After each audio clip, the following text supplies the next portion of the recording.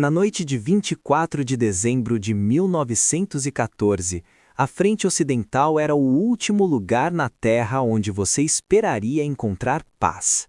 Trincheiras escavadas em lama e terra congelada, entrelaçadas por arame farpado. Entre as linhas, a terra de ninguém se estendia como um cemitério.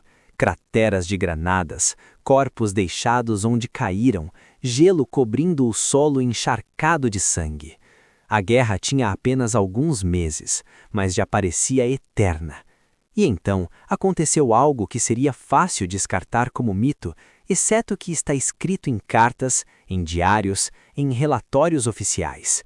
Em trechos dispersos do fronte, homens que se matavam durante o dia saíram à noite, desarmados, para conversar, para enterrar os mortos, para cantar, para trocar pequenos presentes. A pergunta que move esta história é tão desconfortável quanto simples.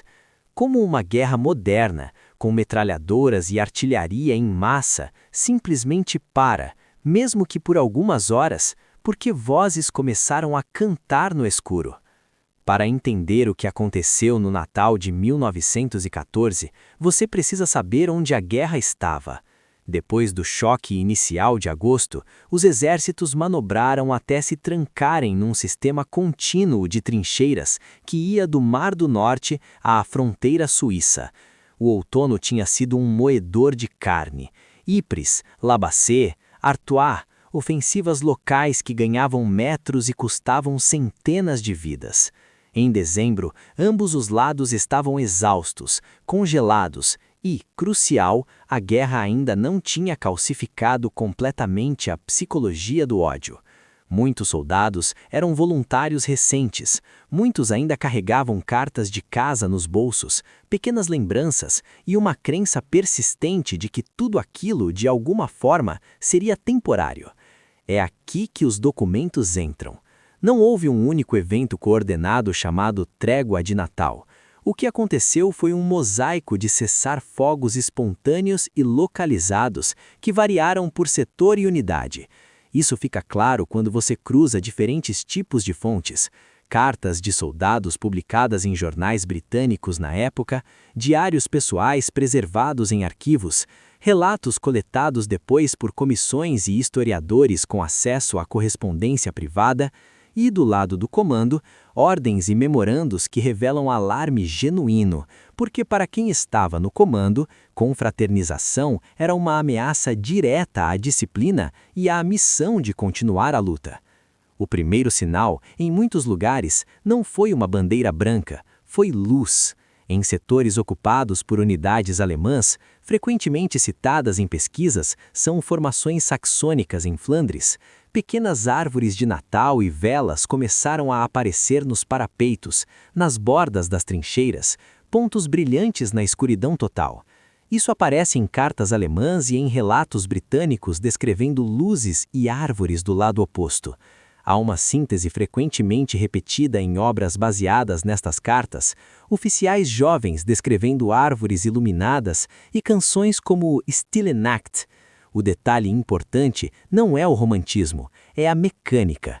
Uma luz no parapeito é vulnerabilidade. Você só faz isso se acredita que o outro lado não vai atirar, ou se decide arriscar para forçar uma resposta humana. Em alguns lugares, há o elemento mais controverso e mais repetido: futebol. O motivo de cautela aqui é metodológico. Há indicações e relatos de jogos, sim, mas a grande partida organizada, como se fosse um jogo oficial, pertence mais à memória popular do que a um corpo robusto de evidências detalhadas e convergentes.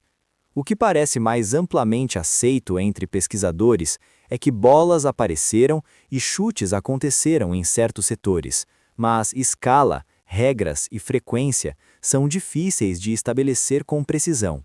Em outras palavras, se aconteceu, foi local e improvisado, não o fronte inteiro jogando futebol. A história que se sustenta melhor em termos documentais é o encontro, a conversa, o canto, os enterros e as trocas. Então, até onde isso realmente foi? Não foi a guerra parou. A guerra não parou. ela teve interrupções irregulares. O mosaico se torna visível quando você observa que durante o mesmo Natal houve setores sem trégua alguma, e até com combate intenso. Há relatos de unidades que não confraternizaram, seja porque oficiais impuseram disciplina estrita, porque os combates recentes tinham sido amargos demais para permitir a aproximação, ou por causa da geografia do setor. Em partes do fronte ocupadas por tropas francesas e belgas, por exemplo, a disposição para confraternizar com alemães podia ser muito menor. Isso não era apenas o inimigo, era o invasor em solo nacional, com cidades ocupadas e civis sob domínio estrangeiro. Isso aparece em discussão historiográfica e ajuda a evitar uma generalização que os próprios documentos contradizem. Então, por que, apesar de tudo isso, a trégua de Natal de 1914 ficou tão grande na memória? Porque em certos setores britânico-alemães ela foi significativa o suficiente para deixar rastros, e esses rastros circularam. Um caminho foi a imprensa. No Reino Unido, jornais publicaram cartas de soldados descrevendo o cessar-fogo e a confraternização. Frequentemente eram trechos selecionados, às vezes tingidos de maravilhamento, às vezes cuidadosamente enquadrados para não parecer fraqueza. Naquele estágio da guerra, a imprensa ainda podia carregar esse tipo de narrativa sem que soasse como sabotagem total do esforço de guerra. Mas isso mudou conforme o conflito endureceu. O outro caminho foi mais íntimo, cartas para casa. E aqui está uma pergunta incômoda. Quantos desses homens escreveram sabendo que estavam descrevendo algo proibido? Alguns relatos sugerem que havia de fato consciência de que o comando não gostaria de ver aquilo repetido. Essa consciência se torna explícita quando, depois do Natal, ordens e orientações de comando aparecem, desencorajando qualquer confraternização futura. A existência de ordens proibitivas não requer uma única prova cabal para ser real. Basta que memorandos e ordens do dia, em torno das mesmas datas, mostrem o comando tentando fechar a porta que os soldados tinham aberto.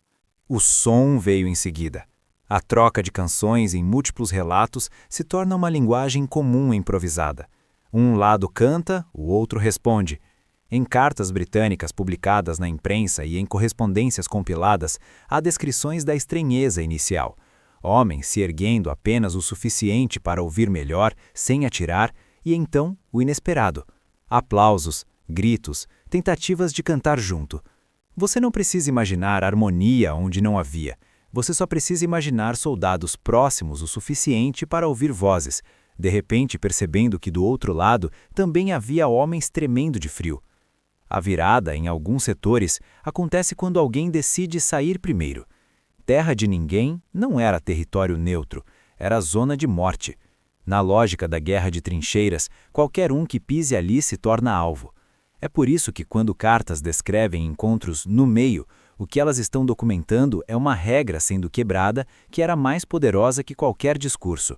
E esses encontros, segundo múltiplos relatos, começam da menor forma possível. 2 ou 3 homens, mãos levantadas, desarmados, às vezes com um pedaço de pano branco, às vezes apenas com coragem e exaustão. Em certos setores, a sequência é quase idêntica nos testemunhos.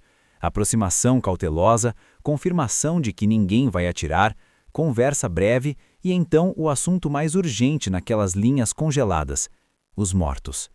Meses de combate tinham deixado corpos presos entre as trincheiras, às vezes inalcançáveis sob fogo de atiradores. Cartas e diários mencionam tréguas usadas para recuperar e enterrar cadáveres. E este é um ponto crucial, porque ajuda a separar mito de realidade. Onde tréguas ocorreram, elas foram frequentemente práticas antes de serem simbólicas. Uma chance de fazer o trabalho sombrio que o impasse tinha tornado impossível. Há relatos de enterros conduzidos com alguma medida de respeito, às vezes com um breve serviço, às vezes em silêncio e em alguns casos com homens de ambos os lados presentes, cada um mantendo uma distância que dizia: não somos amigos, mas hoje não vamos atirar enquanto vocês enterram os seus. E então vem o que se tornou icônico: a troca de presentes. cartas britânicas descrevem cigarros, charutos, chocolate, latas de comida, botões, distintivos, até souvenirs como pedaços de uniforme. Do lado alemão, o mesmo padrão: tabaco e bebida, pequenas lembranças e o impulso de provar que era possível falar com o inimigo sem que o mundo acabasse. Um detalhe que reaparece em múltiplos testemunhos é a troca improvisada. Eu te dou isto, você me dá aquilo. Nada de heróico, profundamente humano e, exatamente por isso, perigosamente subversivo para quem precisava que a guerra continuasse com mentes fechadas. E as ordens existiram.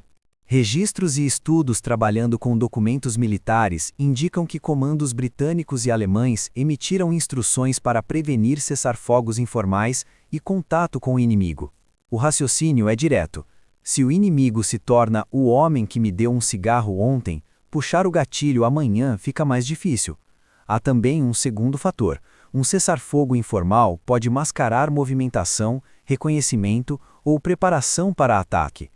Numa guerra de posições, qualquer pausa podia ser vista como oportunidade para o adversário melhorar trincheiras, trazer munição, reposicionar metralhadoras. Para o comando, era risco operacional. Para o soldado, era uma noite sem morrer. E o que acontece quando o comando tenta reiniciar a guerra? Esta é a parte mais cinematográfica, não porque seja bonita, mas porque revela o atrito entre máquina e indivíduo. Alguns relatos descrevem uma espécie de acordo tácito para retomar fogo simbolicamente, atirar para o ar ou tiros espaçados, como se ambos os lados estivessem dizendo: temos que fazer isso, mas não queremos acertar ninguém.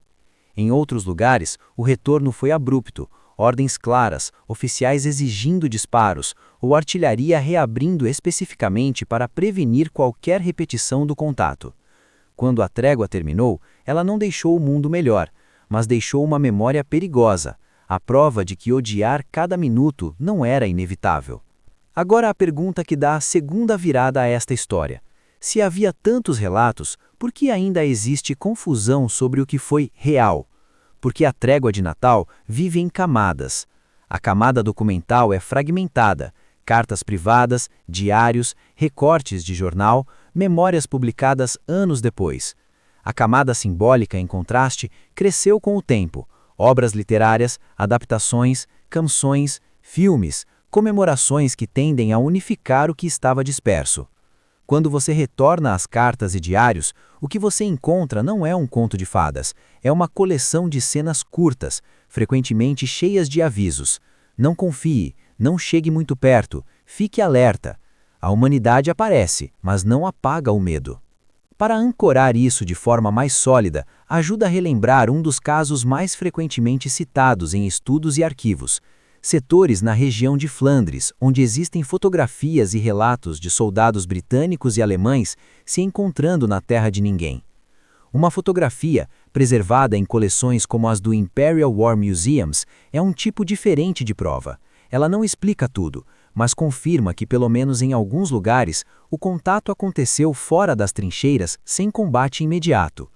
Combine isso com cartas datadas do final de dezembro de 1914 e a linha do tempo começa a se fechar. E quantas unidades? Aqui a honestidade importa. Muitas narrativas populares citam regimentos específicos, mas o nível de detalhe, setor e unidade varia por fonte e nem sempre é simples de verificar sem acesso a arquivos regimentais completos. Ainda assim, há referências recorrentes em pesquisas a unidades da Força Expedicionária Britânica em Flandres e a unidades alemãs, frequentemente saxônicas, em frente a elas. O que dá suporte ao roteiro, mais do que qualquer catálogo total, é mostrar que múltiplos testemunhos independentes de diferentes partes do fronte descrevem padrões similares: luzes, canções, cessar-fogo, encontro, enterros, trocas e depois ordens para garantir que não se repetiria. Como a imprensa tratou disso? Com ambivalência. Jornais britânicos imprimiram cartas com surpresa e até uma espécie de orgulho moral. Vejam, nossos homens mantêm sua humanidade. Mas havia limites, censura e autocensura existiam, e a narrativa tinha que caber no esforço de guerra. Não era uma celebração da paz imediata, Era um episódio extraordinário dentro de uma guerra que continuaria. E continuou. Em 1915, a disciplina e a escala do conflito tinham mudado, e o comando estava mais alerta para prevenir que o precedente de 1914 se tornasse rotina. Há até estudos e reportagens sobre tréguas menores em 1915 que foram suprimidas ou menos amplamente divulgadas, precisamente porque o alto comando não queria o assunto circulando. Se você está procurando um clímax nesta história, ele não está no canto ou no presente, ou mesmo no futebol disputado. Ele está no momento em que os homens voltam para suas trincheiras depois de olhar o inimigo nos olhos. Porque daquele ponto em diante, a guerra exige uma espécie de cegueira de novo. E a trégua de Natal é prova, registrada em diário, carta e jornal, de que essa cegueira não é natural, ela é construída. É por isso que as ordens proibindo confraternização importam tanto quanto as cartas que celebram o encontro. Elas são o contraplano, a máquina respondendo ao humano. Onde um soldado escreve para casa que apertou a mão de um alemão, o comando escreve para as tropas lembrando que o alemão ainda é alvo. Onde um diário descreve enterros sob silêncio, o relatório operacional retorna à atividade inimiga, setor, fogo. Uma linguagem tenta lembrar das pessoas, a outra tenta apagá-las. No fim, a extensão real da trégua é, paradoxalmente, o que torna o episódio mais crível. Se tivesse sido universal, soaria como mito. Mas não foi. Foi irregular, frágil e breve. Em alguns trechos durou horas, em outros um dia. Em poucos se estendeu intermitentemente além do Natal. Em muitos lugares não aconteceu. E essa desigualdade combina com o que sabemos sobre frentes de combate. Tudo dependia de terreno, comandantes locais, baixas recentes, moral das tropas, distância entre linhas e até do clima. Quando você termina de ler as cartas e diários, o sentimento não é conforto, é luto. Porque você vê o que estava ali ao alcance e o que foi esmagado pelos anos que se seguiram. A guerra não parou em 1914, mas em partes do fronte ela hesitou, e essa hesitação foi registrada como uma rachadura no concreto. Se esta história te surpreendeu, eu te convido a fazer algo simples. Nos comentários, diga o que mais te impressionou: o canto no escuro, os enterros, a troca de presentes ou o fato de que ordens foram emitidas para que nunca mais acontecesse. E se você quiser mais roteiros construídos sobre documentos, cartas, diários, relatórios e jornais da época, se inscreva no canal. Aqui, a gente não precisa exagerar para sentir o peso do que foi real.